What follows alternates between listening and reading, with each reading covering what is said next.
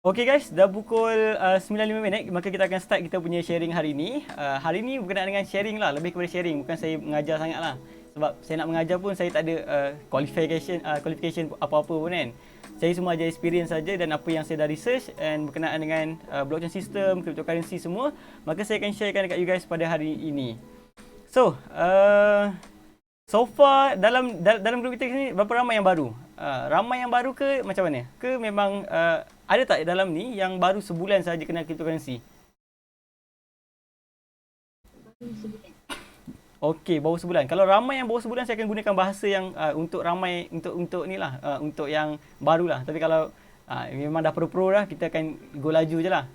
Ada lagi tak? Berapa ramai lagi? Setakat ni baru seorang je.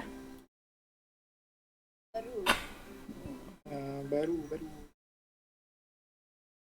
Okey, ada few. Sampai sebulan lagi. Okey, kebanyakan yang sebulan ni dah join yang kelas yang lepas ke belum? Berkenaan dengan what is cryptocurrency. Dah join ke belum waktu tu?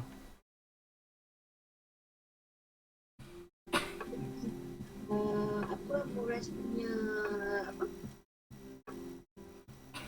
apa TikTok. Okey, tak apa. Memandangkan ada juga yang baru, maka kita akan terus mula sekarang lah. Which is, Assalamualaikum warahmatullahi wabarakatuh. Bismillahirrahmanirrahim. Hari ini saya akan sharing berkenaan dengan amazing of blockchain system. Blockchain system ni, kalau you guys yang invest dalam cryptocurrency, these things very big and very powerful. Inilah core dia.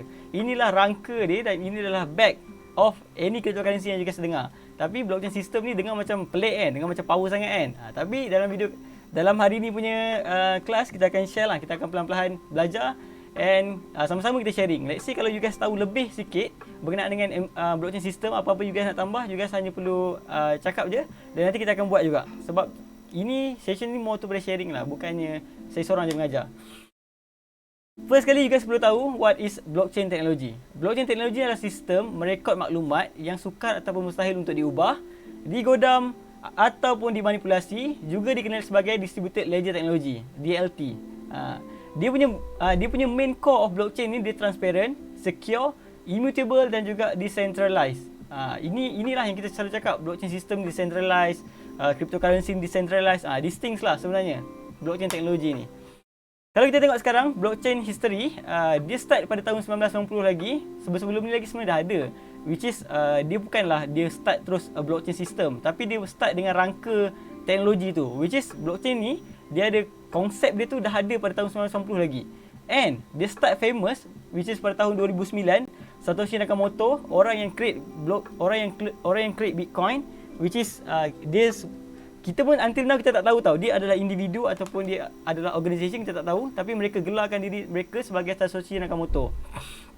Pada tahun 2019 ni, dia start keluarkan paper, dia explain detail berkenaan dengan blockchain system, macam mana nak kaitkan dengan cryptocurrency, kriptografi teknologi untuk nak buat Bitcoin tu. So start pada sinilah.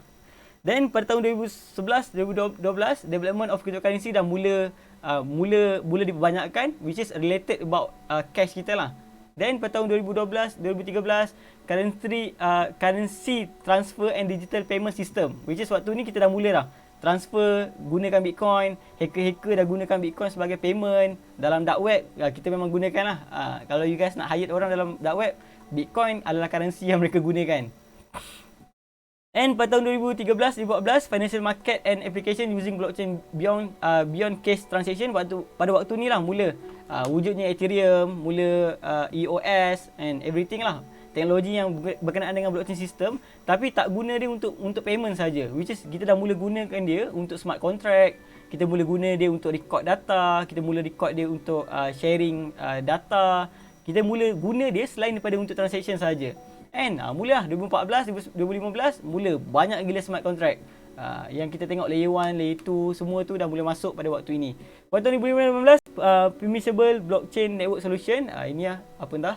Then sekarang lah until right now market consideration and further sub development, which is kita continue kita punya development daripada masa ke masa. Saya minum air sekejap. So far semua faham tak? Jelas. Okey, mantap.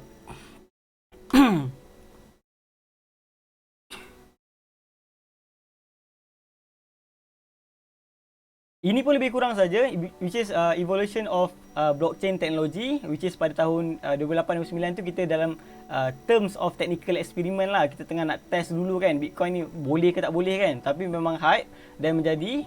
Dan pada waktu ni dia dah mula masuk dalam initial state dia. 2013-2019 dia mula masuk dalam market formation stage, which is waktu ni mula ada banyak lah cryptocurrency yang macam Chainlink, Monera, ETH, IOTA sistem tu dah mula masuk. Dan 2016 ke 2018 mula nak explosive growth stage. Pada waktu ni waktu ni ada berlaku lah, which is market demand penggunaan cryptocurrency ni spike, which is pada waktu tu lah yang kita mula masuk kan. Waktu tahun 2017 waktu saya mula masuk, sebab waktu tu mula hype berkenaan dengan Bitcoin ni. Bitcoin harga dia pump gila-gila. Mula pada waktu ni saya kenal kan. Dan saya pun tercedok juga sebab waktu tu kita pun beli kat puncak agak. Dan tercedok waktu dia jatuh 2018-2019 sampailah sekarang, which is sekarang ni dah area industrial maturity lah. Kita dah mula nak develop, which is kita nak suitkan everything berkenaan dengan blockchain system ni untuk kegunaan kita selesaikan masalah apa yang kita ada sekarang. So kalau you guys yang tak faham lagi, yang masih blur lagi blockchain, macam mana blockchain itu works, blockchain ni very simple je. Dalam terms of yang paling simple sekali, contohlah Ali nak hantar duit dekat Ahmad sebagai contoh, and apa yang dibuatlah dengan ada blockchain system ni, transaction tu akan di-record ataupun akan dijadikan sebagai blok. Dan dia jadilah blok. Dan blok tu dia akan di-broadcastkan untuk setiap orang dalam network. Sebab apa? Sebab inilah dia kata decentralized tu. Everything ini akan didistributekan dalam sistem. Jadi semua orang akan ada blok yang sama, simpan blok yang sama. Jadi semua orang tak boleh nak buat something yang very bad lah, which is nak ubah blok ataupun apa-apa, tak boleh. Nanti kita akan go lagi detail berkenaan dengan macam mana apa dalam blok and everything like this. So next, network approve the transaction. Bila kita dah masuk ke dalam blok, network pula, which is orang ramai, semua komputer, semua node ni, miner perlu approvekan transaction tu. Contohlah macam kita nak transfer BNB, kita perlukan lebih kurang 16 kot, 16 approval. Nak transfer TRC20 kita perlukan berapa approval. Macam Bitcoin sendiri kita perlu transfer, kalau kita nak transfer kan dia ambil masa kan untuk di-validkan oleh network. Network akan validkan sama ada transaction tu betul tak betul untuk masuk dalam blockchain dia ataupun tidak. Then bila dah approve, network semua dah approve, maka dia akan masukkan dia dalam blockchain, which is dia akan susun lah dalam blockchain tu menggunakan sistem blockchain ini. Dan apa yang akan berlaku ialah transaksi itu akan complete. Jadi yang kita tengok kan, kita selalu cakap kan, kenapa saya transfer guna BTC lama bang, ambil masa sampai 30 minit sampai which is ambil masa yang sangat lama lah untuk nak transfer kan. Sebab apa? Bila network ni semakin congestion, which is congestion semakin tepu, semakin ramai orang guna pada waktu peak dia, pada waktu tu transaction kita fee dia akan agak mahal, dan waktu tu transaction dia akan ambil masa yang lama. Sebab transaction ini dia perlu ikut giliran, which is kalau orang yang bayar mahal dia dapat potong giliran lah. That's why kenapa certain transaction tu akan lama, certain transaction tu akan laju. Yang biasa kita dengar ialah TPS, right? Transaction per second kan.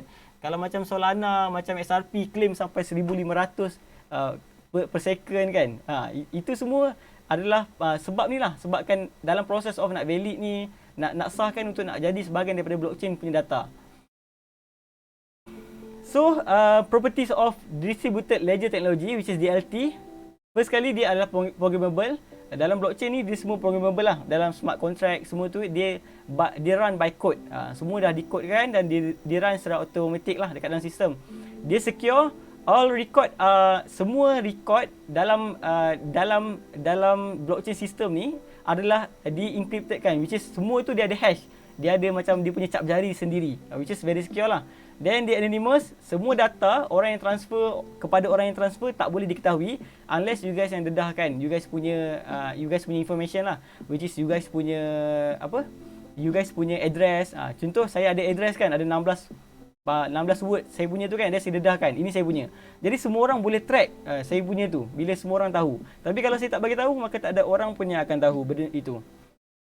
Then sebulat suara semua untuk nak masuk dalam network, which is transaction korang tu ataupun anything berkenaan dengan blok korang tu nak masuk dalam network, dia perlu ada sebulat suara, which is dia perlu divalidkan oleh semua orang dulu, sahkan transaction itu sah, maka baru boleh dia akan recordkan dekat dalam blockchain system. Dia record menggunakan timestamp. Timestamp ni adalah macam sistem untuk record step by step. Contoh dia macam ni lah. Macam kalender kita kan, kalender yang atas meja tu yang kita kena alih ke belakang kan. Itu nama dia timestamp. Which is itu adalah first lah berkenaan dengan sistem untuk merekod data secara tersusun. Dia immutable untuk semua data yang dah divalidatekan dan dimasukkan dalam blockchain system memang tak boleh diubah dan tak boleh dipadam ataupun tak boleh ditipu, tak boleh diubah. That's why maksud tak boleh dibuat apa-apa benda yang pelik-pelik lah dekat data tu. Sebab data tu dah divalidatekan dan dah dimasukkan dan direkodkan dekat dalam blockchain. Jadi dia tak boleh nak buat apa-apa. Jadi dia memang immutable.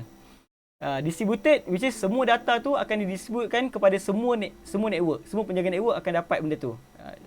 So far terms yang saya explain hari ni agak technical sikit. Jadi you guys yang tak faham, you guys follow saja dulu. Nanti kita akan go part mana application dia, which is waktu tu lebih ringan sikit lah. You guys akan faham sikit lah berkenaan dengan apa yang saya sembangkan ni. So far semua clear tak? Saya nampak macam diam je ni. Hidup lagi tak? Okay, semua clear kan? Dengar, jelas. Okay, mantap. So, you guys yang nak jadi smart investor dalam cryptocurrency, ini yang akan bezakan tau. Ilmu berkenaan cryptocurrency ini dan juga blockchain system ni akan bezakan you guys dengan orang-orang biasa. Which is orang-orang yang masuk dalam industri ni sebabkan oleh dia dengar kawan dia je. Dia tengok kawan dia buat duit kan. Buat duit 10,000 hari ni macam banyak kan. Tapi dia masuk, dia takkan sustain sebenarnya. Dia akan beli ikut-ikut. Kalau dia untung pun sebenarnya dia based on luck saja. Kebetulan dia beli dan harga naik. Kebetulan macam tu je. Hakikat dia tak faham pun fundamental berkenaan dengan blockchain system and semua ni. Kelebihan dia kalau you guys faham benda ini, senang you guys nak faham anything. Sebab sekarang kan, untuk orang yang masuk pada tahun 2012, 2000 awal lah. Waktu tu sistem kita semua dekat satu layer je. Which is sistem kita lebih kurang dekat sini je. Which is kalau kita kan ada satu layer je kita punya sistem. Masuk tahun 2019, dia ada banyak lagi. So sekarang ni semua orang yang masuk pada tahun 2020 ni dah ada dekat sini dah. Bayangkan dekat sini, you guys kat sini, tiba-tiba you guys nak catch up, you guys tak faham pun apa yang berlaku dekat sini, apa yang berlaku dekat sini. Jadi itulah tiba-tiba je kan, layer 2, tiba-tibalah memes coin, tiba-tibalah DEX kan, tiba-tibalah decentralized. So semua benda kat sini akan buatkan you guys kurang faham. Tapi tak apa, sebab kita akan go through berkenaan depan-depan ni dulu supaya nanti any changes ataupun new activity yang ada dekat sini, apa pun dia bertambah layer 1 ke layer 2 ke, you guys dah tahu. Sebab base dia ialah semua yang kat depan ni you guys dah faham. Itulah application yang kita akan belajar dalam sharing pada hari ni. Sekejap, saya nak padam sekejap.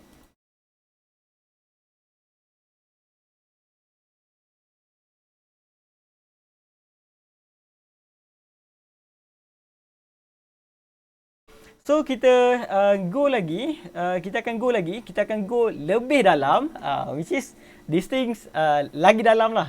Kita akan go through apa itu block tu. Block by block tu kita akan tengok dalam data block tu ada apa. Which is kita akan go very in depth. Sekarang you guys tengok, ini apa? Ini adalah block. Sekejap.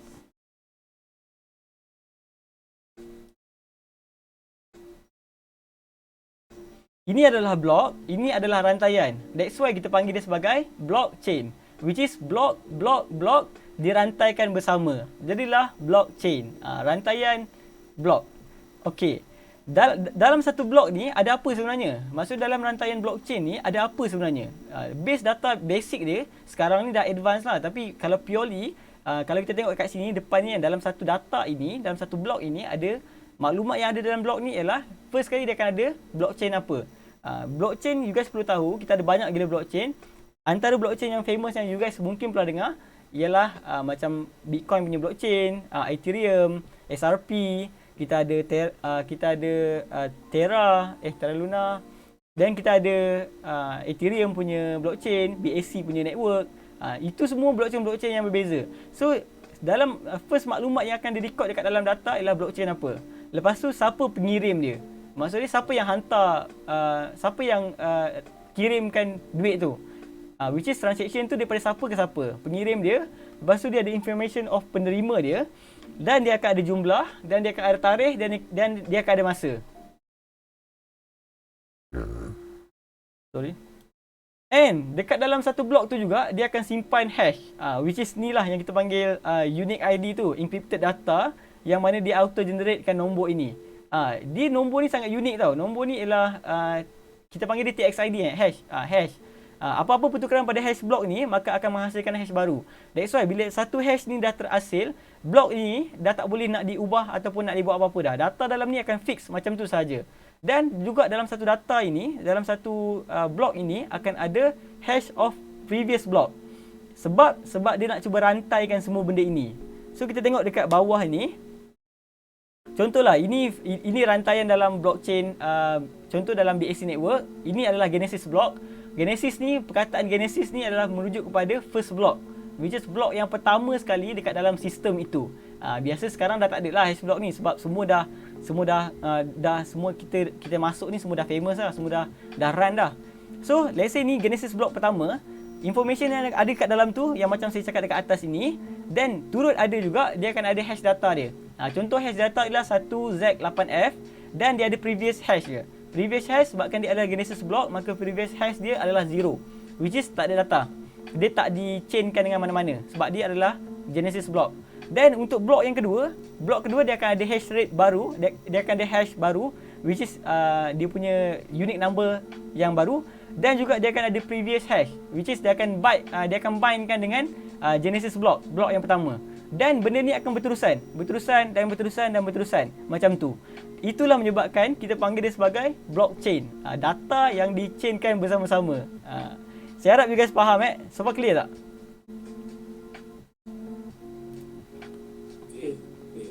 Okey. Okey, mantap. So sekarang kita akan go through what make blockchain very secure. Persoalan ni kenapa? Sebab kan dia macam ni tau. Konsensus yang digunakan dekat dalam ni adalah distributed by P2P network, which is kita yang jaga network ini. Contohlah, let's say kalau ada blok baru datang, ini dia dah ada chain 1, chain 2, chain 3 kan. Bila new block datang, which is saya nak transferkan dekat, contoh saya nak transfer dekat Faizal. Saya, Muras nak transfer ke Faizal, data dia direkod kat dalam blok ni. Apa yang berlaku dekat data blok ni ialah, blok ni akan bila data ni dah divalidatekan oleh semua network, dan data ini sah untuk direkodkan dalam ledger, maka apa yang akan berlaku ialah data ini akan didistributekan kepada semua. So dia akan masuk kat sini. Dan dia akan masuk dekat sini. Jadi kalau let's say saya datang dan saya nak deny. Saya kata saya rasa saya tak transfer duit tu lah. Contohlah saya transfer kat Faizal nak deny. Faizal kata saya tak terima lah duit tu. Macam dia tak boleh nak cakap macam tu. Sebab benda ni dah divalidatekan oleh semua orang. Semua orang simpan di data. You guys hanya boleh eksploitasi blockchain itu sekiranya you guys mengawal semua ataupun half ataupun kebanyakan daripada data ni, which is daripada konsensus network itu. Kalau tak, you guys memang tak boleh nak buat apa-apa. That's why kalau kita dengar lah, blockchain sendiri tak boleh tak sampai sekarang, daripada mula dicipta sampai sekarang tak dihack blockchain sendiri. Tapi kalau centralized exchanger macam macam berkenaan dengan website ataupun ada server, itu memang boleh dihack. Sebab memang ada hacker-hacker yang power lah, which is dia boleh hack Binance, dia boleh hack Bybit, dia boleh hack semua dia boleh hack. Tapi in term of data blockchain tu sendiri, so far sampai sekarang tak ada lagi yang diubah. Daripada mula-mula cerita sampai sekarang, data dia semua ikut turutan dan sama sahaja. So, strong key berkenaan dengan blockchain system. Dia adalah digital ledger, yang mana kalau kita sebut ledger, tempat untuk kita record data lah. Payment system, kita record data daripada peer by peer. Kita record menggunakan timestamp punya sistem.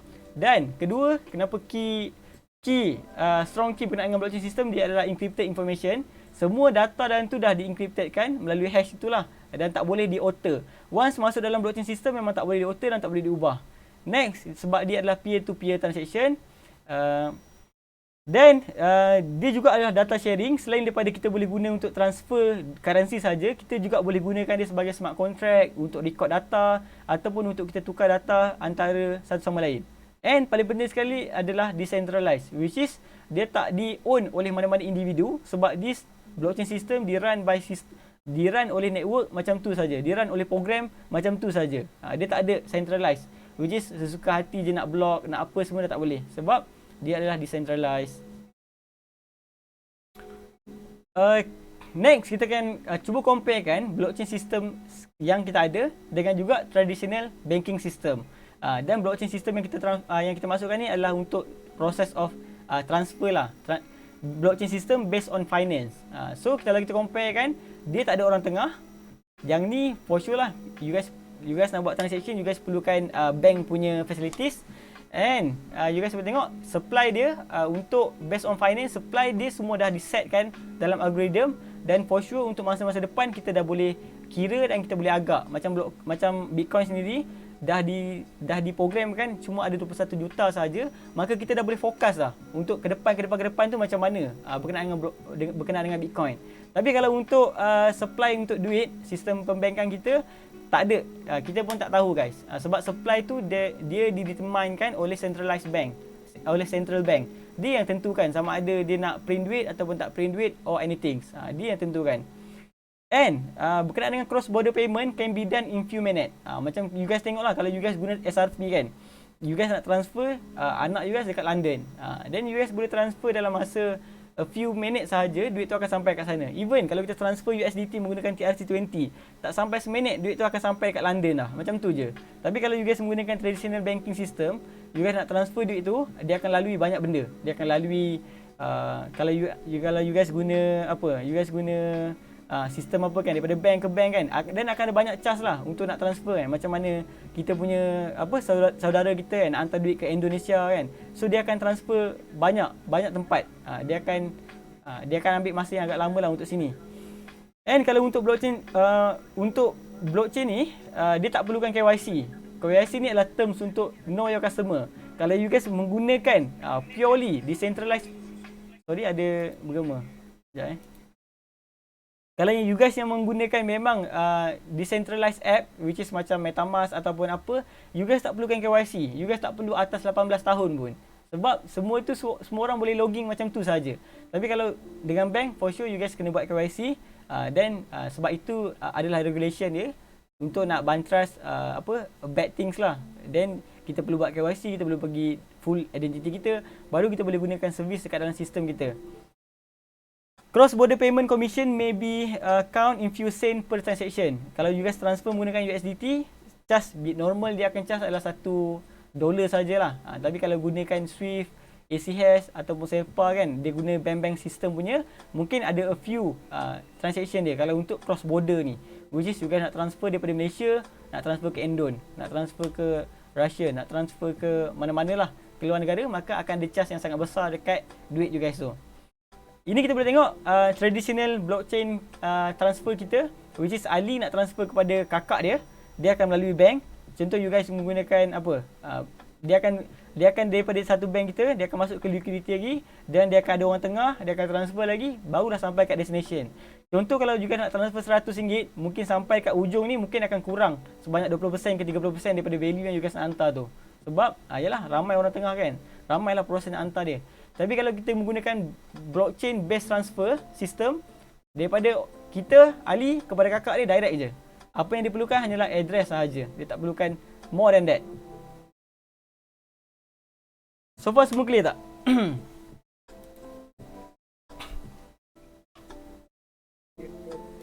Masih lagi ramai ke ataupun dah kurang dah sekarang ni? Sebab agak berat sistem blockchain system ni kan. Boleh follow. Okey, mantap cantik. So kita teruskan lagi.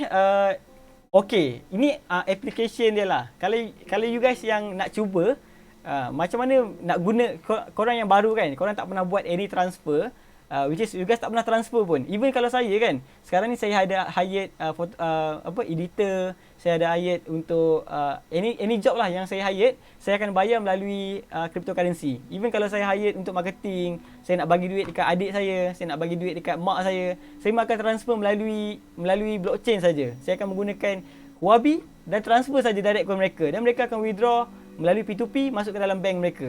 Sebab duit saya sekarang banyak dekat dalam blockchain system kan. Jadi saya tak boleh ni lah. Saya gunakan, saya memang fully utilize lah. Kalau tips untuk nak transfer dalam blockchain system ni, bila you guys dah faham blockchain system ni, tips nak transfer dia very simple guys. Contoh you guys nak transfer daripada Luqman nak transfer kepada Ari. You guys dalam proses nak transfer ni dua perkara penting je. Dua perkara ini saja you guys perlu tahu. Which is you guys perlu tahu address destination tu, make sure that itu betul. Dan kedua, you guys perlu tahu network perlu betul. Itu sahaja. Ramai yang datang dekat saya sebabkan saya ada buat tutorial kan, berkenaan dengan how to use Heko network, how to break the system kan. Bila orang tengok tu, orang macam ramai yang kompleks tau. Ramai yang macam tak faham, and ada yang ramai datang dekat saya, tanya saya kat saya, "Bang, saya nak main BSC network, then saya dah transfer USDT dekat dalam Heko network." Saya nak explain dekat dia pun macam susah tau, sebab terms ini kalau dia tak faham asas blockchain ni, nak transfer daripada point A ke point B, memerlukan address yang betul dan network yang betul, jadi dia susah nak faham. Which is duit tu, kalau you guys perasan lah, kalau you guys yang selalu interact dengan MetaMask, kalau tips untuk nak dalam MetaMask, contoh you guys nak menggunakan BSC network, make sure that first coin adalah you guys transfer native coin dia. Contoh kalau you guys nak gunakan BSC network, you guys perlu transfer BNB dahulu. Jangan transfer coin-coin lain. Sebab kalau you guys buat macam tu, nanti akan susah di kemudian hari. Sebab any transaction dalam decentralized blockchain itu, dia akan menggunakan NFT token itu untuk sebagai fee dia. Saya harap you guys faham lah. Contoh kalau you guys nak gunakan, you guys nak beli, you guys dululah, you guys nak main Axie Infinity kan. First coin yang you guys should hantar dekat dalam ETH punya network adalah ETH. You guys perlu hantar ETH. Jangan hantar coin selain daripada itu.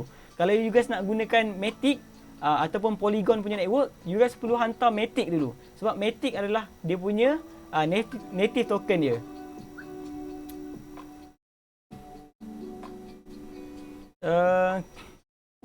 Okay, so far semua clear.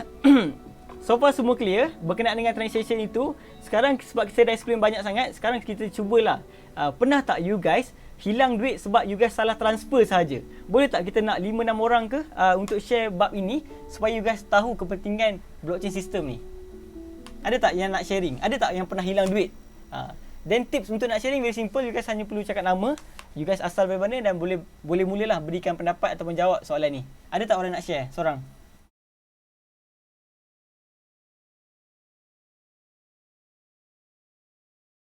Ada tak anyone dalam ni yang pernah buat transfer duit dan you guys hilang sebabkan you guys tak faham konsep ni? Kalau tanya saya personally saya tak pernah hilang duit langsung dalam proses nak transfer, sebab saya gunakan tips yang mudah itu. Jadi saya tahu address dia betul dan saya tahu network dia betul. So far any transaction yang saya buat, saya tak pernah lagi hilang. So far lah, alhamdulillah. Ada tak dalam ni yang nak share? Assalamualaikum. Okey. Siapa tuan? Assalamualaikum. Waalaikumsalam. Siapa tuan? Saya Firdaus Okey. daripada Selangor. Okey, teruskan. Okey, saya nak tanya dia berkenaan ni jugalah. Kalau macam dia nak transfer address betul dan dia punya amount tu semua betul, tapi dia kalau tak register memang tak boleh ni lagi kan, tak boleh, duit tu memang tak ada dalam tu kan. Macam mana? Macam mana tuan? Tuan nak guna untuk apa dulu? Contoh macam apps apa Max ni, Okay. MBXC ni. Okey. Contohlah orang tu dia daftar. Okey, lepas tu dia terus transfer duit, dia tak verify dulu account tu. Memang duit tak masuk terus kan? Tak boleh check kan? Okey, kalau itu maksudnya itu dalam terms of deposit lah. Tuan deposit daripada exchanger mana ataupun you guys tuan deposit menggunakan P2P? Kalau daripada hobi ke Max lah. Kalau daripada Huobi ke Max, still boleh masuk sepatutnya. Kalau tuan tahu perkara ini, which is tuan tahu address dia betul dan network dia betul, then should be duit tu akan sampai. Dia tak boleh nak deny the things. Sepatutnya akan sampai. Kenapa? Dia ambil masa juga kan? Dia bukan on the spot kan? Dia kalau tuan transfer TRC20, dia akan ambil masa lebih kurang less than 5 minutes saja. Should be selesai. Kalau atas pada tu maksud something wrong. Okay. Faham. Okay, thank you. Okay, terima kasih tuan. Sama. Ada yang lain nak share pendapat juga berkenaan ni? Pernah tak you guys hilang duit? Kalau you guys pernah hilang duit, you guys boleh datanglah share dekat sini supaya orang lain pun boleh belajar daripada kesilapan itu dan kita pun sama-sama boleh belajar. Dan kita boleh review that case supaya kita boleh avoid these things dekat masa depan. Ada tak siapa lagi nak share?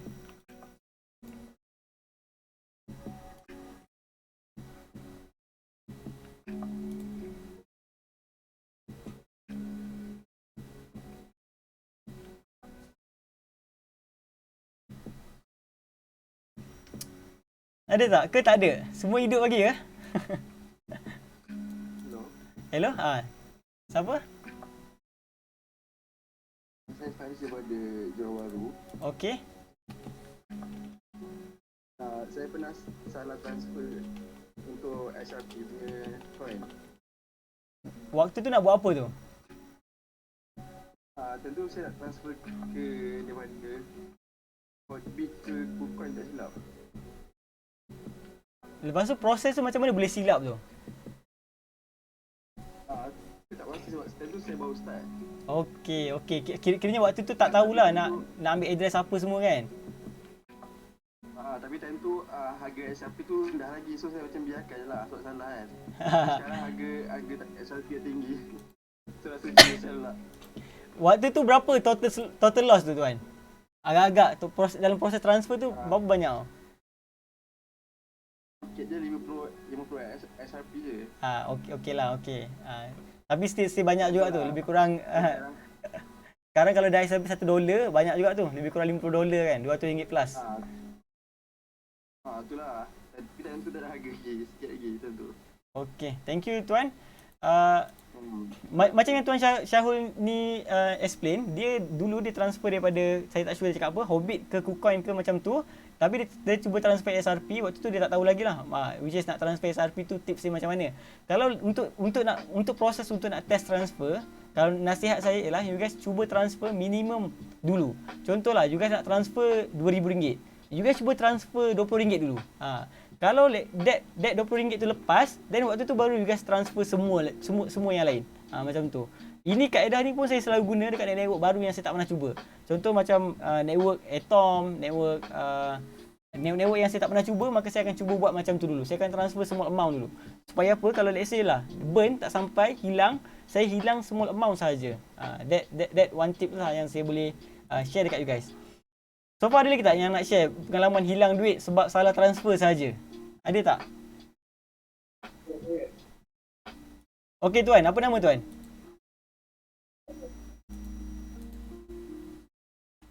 Izzat Bangi. Bukan salah hantar duit, hantar more tu salah NFT lah. Kita nak hantar, dia lebih kurang ni sama je konsep dia. Nak hantar, kawan saya nak hantar NFT tu kat saya, tapi tekan kosong macam address tu dia tekan kosong tau. Okey, macam dia extra kosong. So tu lah kesilapan dia. So make sure kalau copy paste tu jangan tertekan nombor apa-apa lah lepas ni. Okey, thank you Ijat. Thank you. Okey guys, apa yang Ijat share lah, Ijat cuba nak dia nak menggunakan sistem blockchain ni jugalah. Which is tapi apa yang dia nak buat ialah dia nak transfer daripada A ke B dan bahan dia tu bukan duit. Tapi bahan dia adalah NFT. NFT pun you guys boleh transfer sebenarnya. Sebab NFT tu direkod dalam blockchain system. That's why kenapa NFT very hype. Sebab NFT ni dia ada traceable dia. Dia bila digunakan blockchain system, maka dia punya sistem tu NFT tu jelas. Owner sebelum ni, owner sebelum lepas ni, harga dijualkan, semua direkodkan dekat dalam blockchain system. Dan NFT pun for sure boleh ditransferkan daripada seseorang ke seseorang yang lain. Dan apa yang berlaku dekat Ijat ni, dia member dia ke dia salah masuk. Untuk tips nak transfer ni, kalau you guys menggunakan handphone, saya memang please you guys hanya boleh copy paste saja. Jangan tekan any text. Sebab kalau tekan kan, tendensi untuk hilang atau salah tu sangat-sangat tinggi. Saya akan copy paste ataupun saya akan QR code je. Buat yang tu insya-Allah takkan silap lah benda tu. Okay, thank you. Ada lagi tak siapa nak share berkenaan dengan kesilapan dalam blockchain ni? Ada tak? Kita boleh share lah. Okay. Lukman. Nama Lukman, asal daripada Kedah. Saya punya mistake buat waktu awal waktu tahu berkenaan crypto, especially berkenaan decentralized punya network lah. Trust Wallet, saya nak transfer daripada Huobi ke Trust Wallet tu, waktu tu saya tak tahu network yang mana, jadi saya pakai ERC20. So Ethereum network lah. So Ethereum network waktu tu memang mahal. Gas fee dia per transaction lebih kurang $100 waktu tu. So bila amount tu sikit, so saya buat transaction tu juga, transfer kepada Trust Wallet, decentralized punya wallet tu kan. And then tak boleh nak transfer balik sebab gas fee tak cukup. Sebab dia punya itu mahal sangat. Itu je lah. Okay, thank you. Sharing berkenaan dengan Lukman ni, dia transfer betul. Tapi masalah dia adalah transaction fee tu yang sangat-sangat mahal. You guys perlu tahu, network yang blockchain yang dah macam network yang dah famous, dah ramai gila user, dia punya transaction rate dia memang mahal. Macam Ethereum kan, you guys nak transfer lah, sekarang ni minimum pun lebih kurang $28 ke $30, which is you guys nak transfer RM20, tapi charge transaction fee tu you guys kena bayar $30. Lebih kurang $120 plus. Itu memang normal. Sebab ETH sekarang, that's why ETH dah boleh nak migrate ke ETH 2.0 and everything lah, supaya nak cuba reducekan that amount of transaction. Tapi kalau dulu, sejarah dia transaction dulu tak mahal pun. Dulu tetap sama saja. Sama je macam BNB, sama je cara transfer dia, which is macam Matic kan, kita transfer murah aja kan. Sekarang ni transaction dia bawah $1 kan, which is murah je. Tapi macam even BSC pun saya pernah ada pengalaman, transaction dia pernah spike juga mahal. Waktu tu zaman semua orang nak buat play to earn kan. Waktu tu play to earn mula hype, and BSC network memang user dia memang banyak gila lah. Tapi transaction dia still murah lah. Cuma pada waktu tu dah mula rasa lah, transaction tu makin lama. Kotak dulu instant, tak sampai seminit selesai. Ni transfer 5 minit kan, baru sampai. Itu maksudnya waktu tu transaction dia sangat berat. Waktu tu transaction berlaku dengan sangat-sangat besar. Okay, thank you. Ada seorang kita? Ada sesiapa kita? Kita cari seorang lagi. Orang kelima untuk nak share berkenaan dengan pengalaman you guys berkenaan dengan blockchain ni. Ada tak?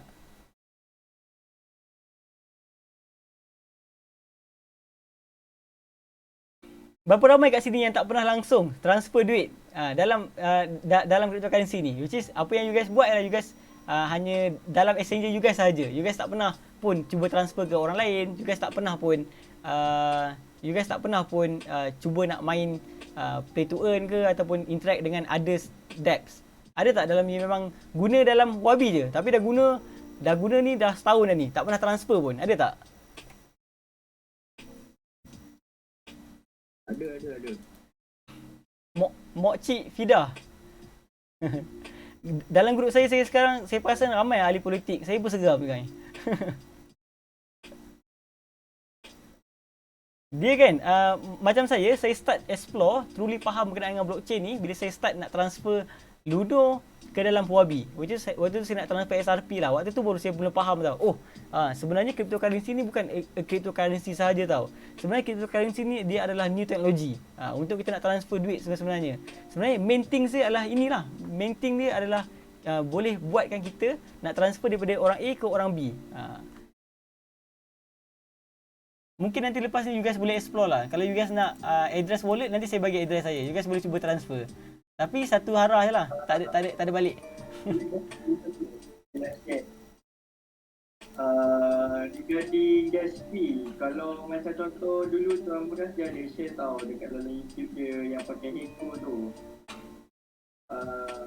yang transfer dekat MetaMask tu. Okay.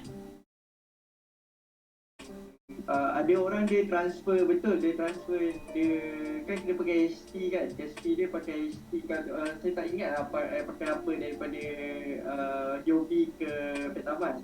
Tapi orang tu nak keluarkan daripada MetaMask ke Yobi balik, tiba-tiba dia tak ada ni tau. Dia tak ada apa? Dia tak ada HT punya token. Oh, So dia kat situ nanti dia jadi penimpala. So make sure sebelum nak transfer tu tengok dulu gas fee tu pakai apa. Selain daripada network, tengok juga gas fee tu pakai apa. okey, betul. Apa yang di-sharekan tu betul. Macam saya cakap sebelum ni, kalau you guys nak gunakan MetaMask kan, ataupun you guys nak interact to any blockchain, contohlah, you guys nak kita ambil contoh MetaMask lah. Contoh kalau you guys nak guna MetaMask, you guys nak gunakan Heiko Network. Heiko Network maksudnya first coin yang you guys perlu transfer adalah HT token.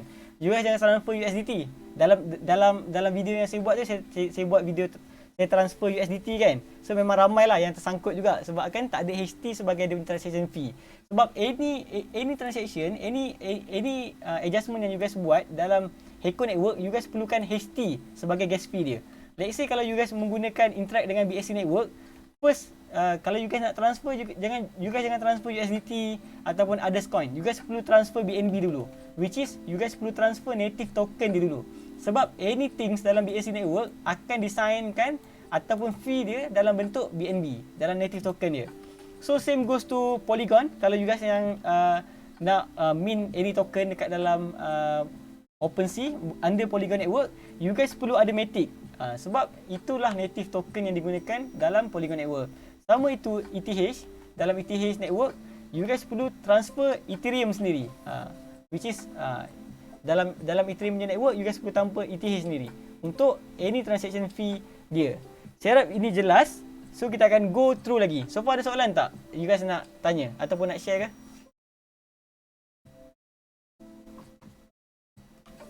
So far clear tak semua?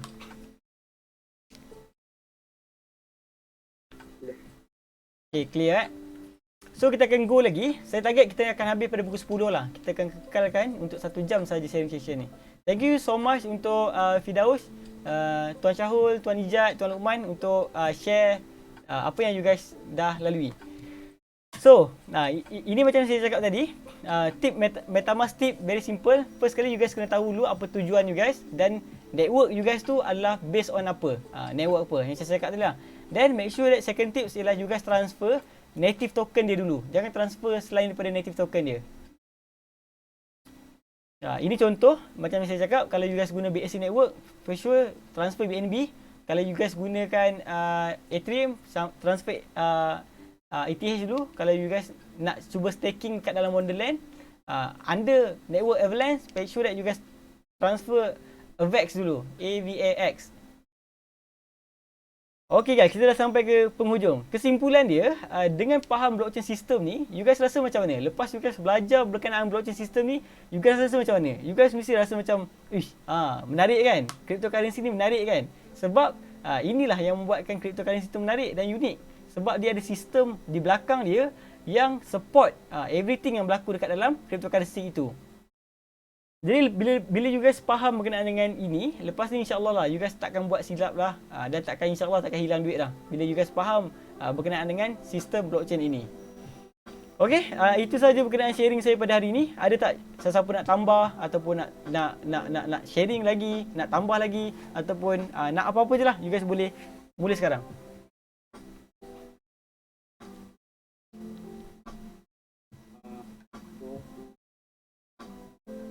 Hello? Hello. Okey. Dengar, teruskan.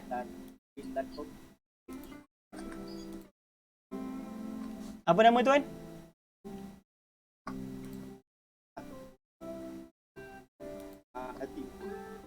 Azim.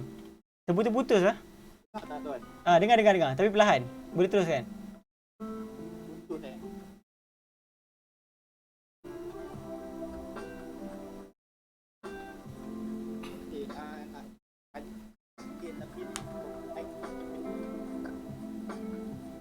Dengar ke? Dengar tapi dia putus-putus. Boleh teruskan. Dengar ke tuan? Dengar. Okey, teruskan. Okey, boleh. Zero. Okey. Okay, coin Zero kan ramai orang kata kalau nak kilo semua tekan point baru lagi. Okey. Sekarang ni harga dia 1.2. Okey. So saya kamu dapat contoh lah saya tetap for long term orang macam pasti tapi tahu punya tak. Okey. Maksudnya tuan cuba tanya kat saya kalau tuan invest dalam long term dengar. Maksudnya coin tu akan boleh sustain tak boleh sustain kan? Hello? Yes. Okey. So ini jawapan So kalau tu dalam kita boleh. okey. Tak apa, ini jawapan daripada saya sendiri sebab saya dah buat research berkenaan dengan coin Azero tu dan saya personally rasa dia ada dia ada ciri-ciri untuk coin untuk sukses untuk long term.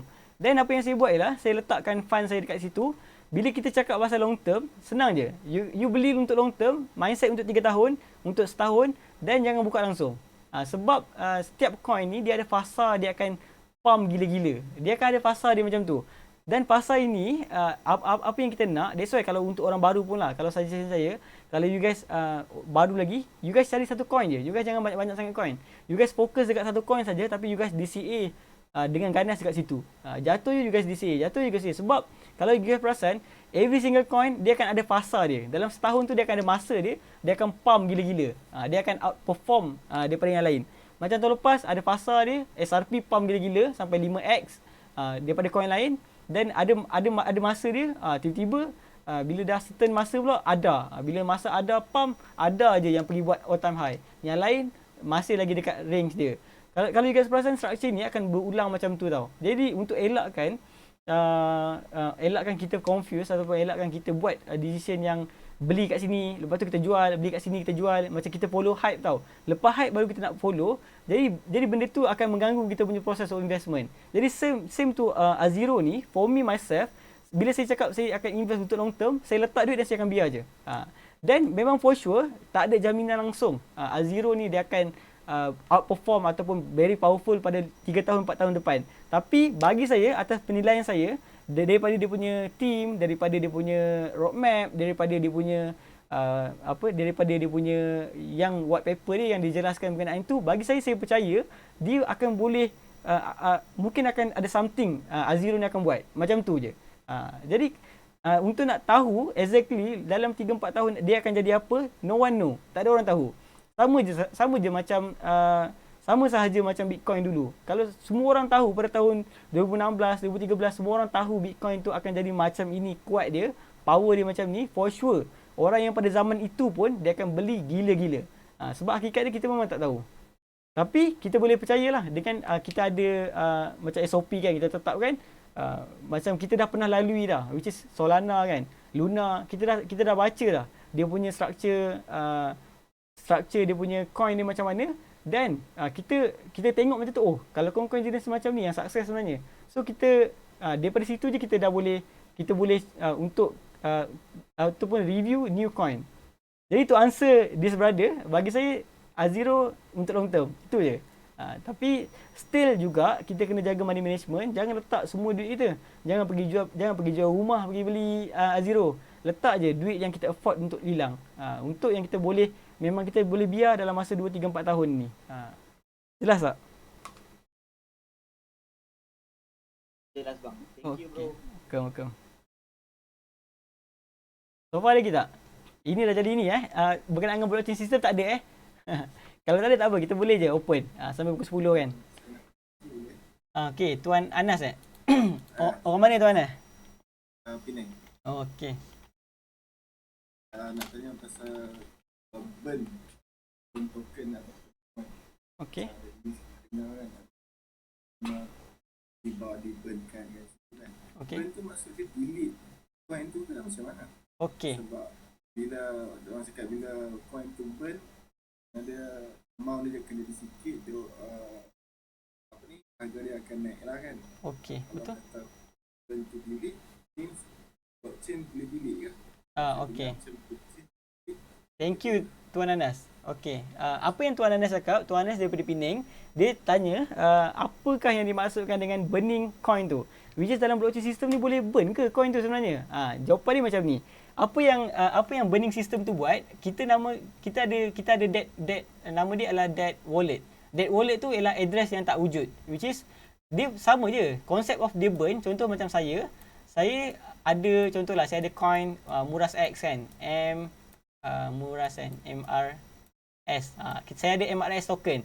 Apa yang saya buat, MRS token saya ada 1 juta. 1 million.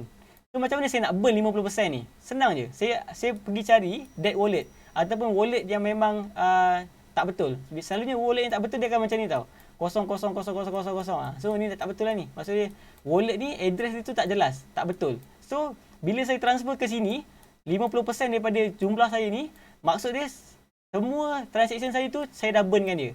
Maksudnya dia bukanlah dia hilang daripada ni, cuma dia hilang daripada supply ni. Dia tak adalah coin tu dia burnkan macam tu, tapi maksud dia kita transfer ataupun kita hilangkan duit tu. Jadi dalam wallet kita sekarang jadi tinggal 500,000 saja total supply. Jadi semua orang pun berebut 50 ini sahaja, maka harga dia akan naik. That's why konsep yang digunakan orang untuk nak burn coin. Kalau tuan nak burn coin pun boleh. Tuan transfer dekat siapa-siapa, tapi address tu tuan tulis panjang-panjang pelik-pelik sikit kan. Nanti tuan approve saja. Nanti transaction tu dia akan keluar dan duit tu akan hilang terus. So macam dia hilang dari radar lah. Jelas tak? Okey, jelas. Okey. Saya harap faham Okey, anyone lagi? Hello, tak dengar. Perlahan sangat. Hello? Perlahan, terlampau perlahan. Saya tak sure. Orang lain mendengar tak?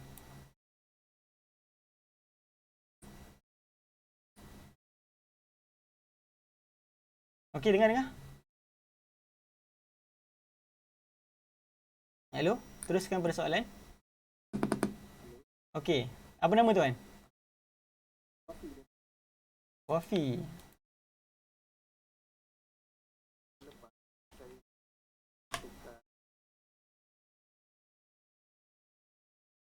Beli dekat mana? Okey, pinggir suap. Okey.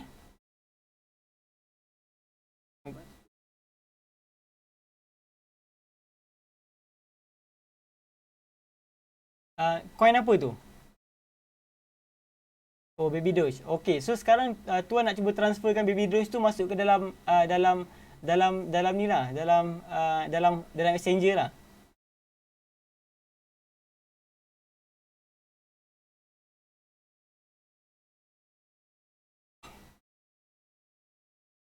Okey.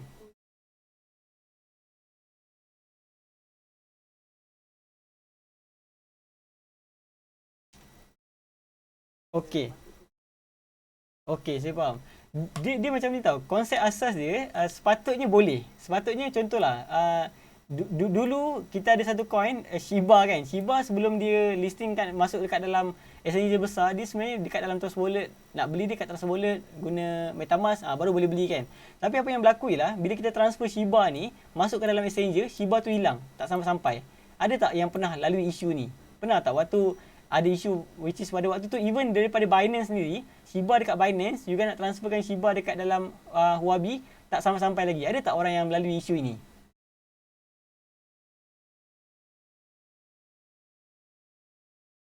Ada tak? So far tak ada Okey, kalau tak ada tak apa. Dia sebenarnya daripada asas dia sepatutnya boleh tau. Tapi kalau nak cuba, boleh cuba dengan small amount dulu. Cuba dengan small amount, cuba transfer tengok. Sampai tak sampai. Jangan transfer full terus. Sebab saya memang ada orang datang kat saya, dia cakap dia transfer lebih kurang RM1,000 worth of that Shiba daripada Binance ke dalam Huobi dan until now saya rasa transaction tu tak dapat. Saya tak sure sebab apa kan. Mungkin adalah tu internally yang berlaku yang kita tak tahu, antara exchanger ke ataupun macam mana, dia tak sampai duit tu. Tapi untuk tuan boleh satu option yang pertama ialah tuan cuba transfer small amount, itu satu kalau boleh, dan just proceed sahaja terus transfer.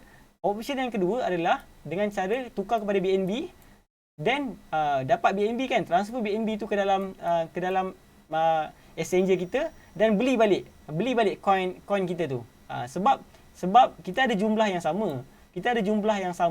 Duit yang sama, maka kalau kita beli pun kita akan dapat amount yang sama pada waktu itu juga. Faham tak? So maksud dia, contoh kalau kita keluarkan RM1 kan.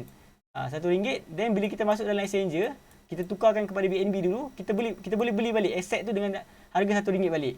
Cuma mungkinlah ada beza sikit lah, which is akan jadi 95 sen, akan jadi 98 sen, ada fee sikit.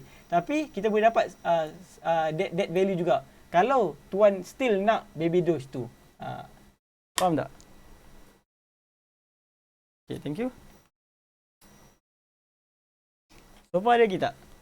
Okay guys, dah pukul 10. Kita ambil soalan last lah. Okay? Okey, dengar tak? Dengar. Jelas. Saya nak tanya. Nama apa? Kalau setiap nama saya Hazim daripada Johor. Okay Azim. Saya nak tanya, kalau setiap transaction kita yang salah kan, maksudnya salah address, tak boleh nak request dapat balik benda tu. Contoh yang tadi orang cakap dia salah transfer NFT. Macam kita tahu NFT tu kan aset yang ada harga kan. Jadi kalau NFT tu harga dia yang memang mahal, kita tak boleh request dapat balik benda tu. Okay, terima kasih sebab tanya. Dia kalau kita salah network, burn. Macam tu je. Maksud dia sebab dia adalah decentralized, so kita tak boleh nak rujuk kat siapa tau. Kita nak reverse that transaction pun kita tak boleh. Sebab kita contohlah, kita nak transfer daripada tuan tadi, Tuan Azim nak transfer kat saya. Contoh address saya, nombor dia adalah XYZ kan. Tengok tuan tulis XYZ kosong. XYZ kosong tu kita pun tak tahu siapa dia punya owner dia. Kalau ada owner, kita boleh cuba contact that owner untuk transfer balik. Tapi kalau kita tak tahu dan itu adalah address yang tak sah, maka memang burn. Memang tak boleh nak di recover. Saya until now saya tak sure kalau boleh recover bab itu. Unless kalau kita transfer menggunakan exchanger lah. Dalam exchanger kan, internally macam tu ada masalah berkenaan dengan exchanger, kita boleh minta exchanger yang bertanggungjawab macam tu lah. Kalau transaction tu tak sampai. Tapi kalau transaction ni atas kesalahan kita, memang salah jelas-jelas, memang tak boleh buat apa lah. Dia kira burn. Ada orang nak bagi pendapat beza ke berkenaan dengan ni? Kau ada yang tahu cara untuk nak recover? Boleh share juga.